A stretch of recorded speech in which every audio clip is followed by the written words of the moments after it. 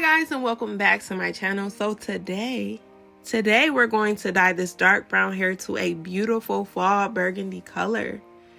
So to get into this, what you're going to need is a measuring cup. You're going to need a hair coloring key if you want more precise measurements. You're going to need gloves. You're going to need the high color highlights in the color magenta and intense red.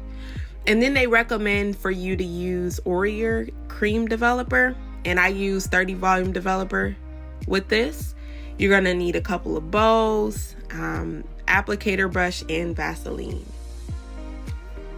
So because she is a natural and typically has products in her hair just to make sure that she's retaining moisture, I decided to not only shampoo but also to clarify, and I did this a couple times.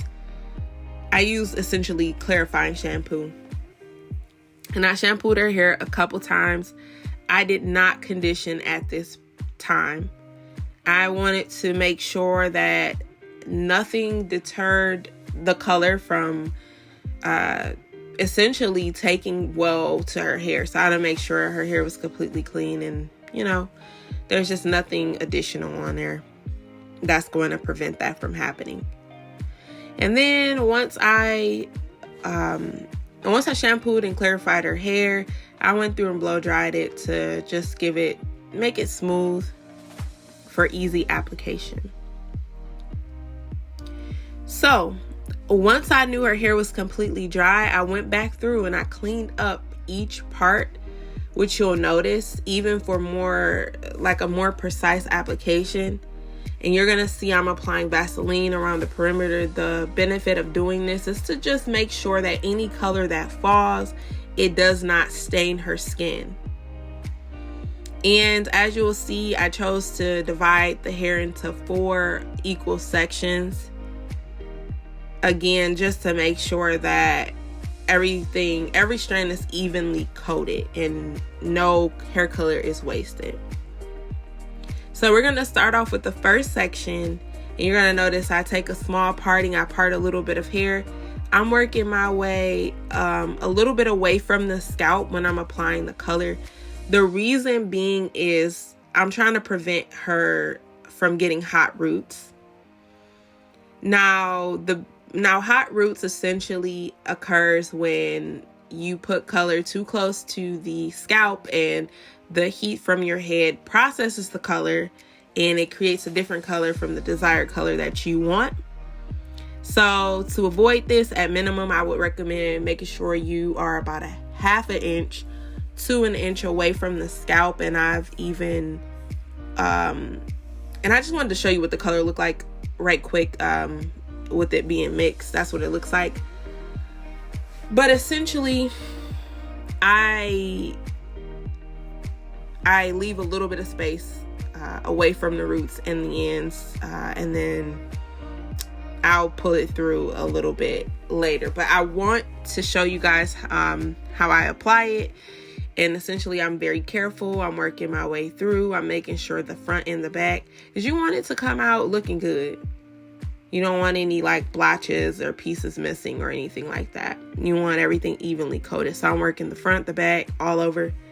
And then once I got done doing her whole head, I went back through to really work the scalp. Now I know some of the product, it kind of expanded a little bit, but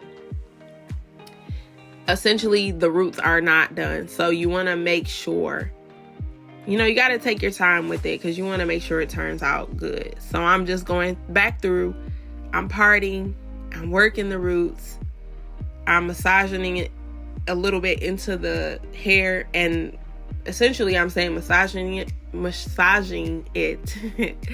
but essentially I'm just pulling it through to the ends.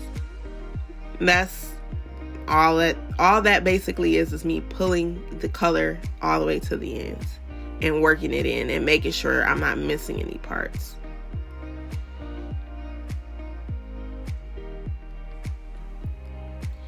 And once I was done applying it, I allowed it to sit for the recommended time that was on the box.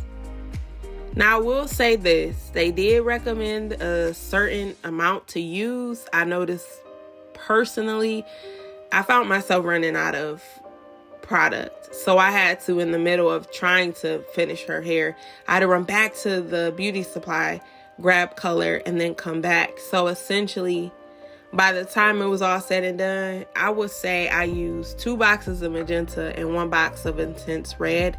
And that includes all contents that came inside of the box. I mixed it all in there along with the developer.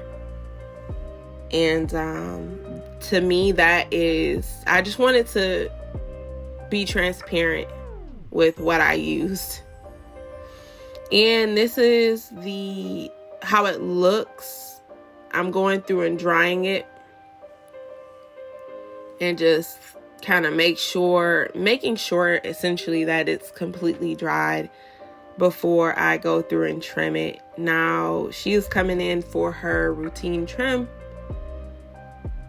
And so you will see a little bit that needing to be done a little bit towards the ends there. But essentially, that's what's going on. I will add, once I rinse the color out, one thing I do want to add, once I applied the color and then I shampooed it, I made sure I conditioned the hair and I rinsed the hair out. This is key. I rinsed the hair out until the water ran clear. And then I went through and blow dried it. So that's pretty much the process. Now you will see that this is essentially how it looks after I got done flat ironing it. I had not trimmed the ends yet, but this is just how it's looking so far within like indoor lighting. And look at the little baby. Look at that little baby. She just wanted attention. Listen, guys, newsflash. This video is about her. It's not about the hair color. But yeah, that's our little baby. Our little fur baby. But yeah, this is another shot of the hair like after it was trimmed indoors. And then I went back through and did a tighter curl so that she can wrap it up for the day. But essentially, she loved how it turned out. So guys, I want to thank you guys for watching. I hope this video was helpful. If you like this video, make sure you like, comment, and subscribe, and I'll catch you guys on the next one. Bye.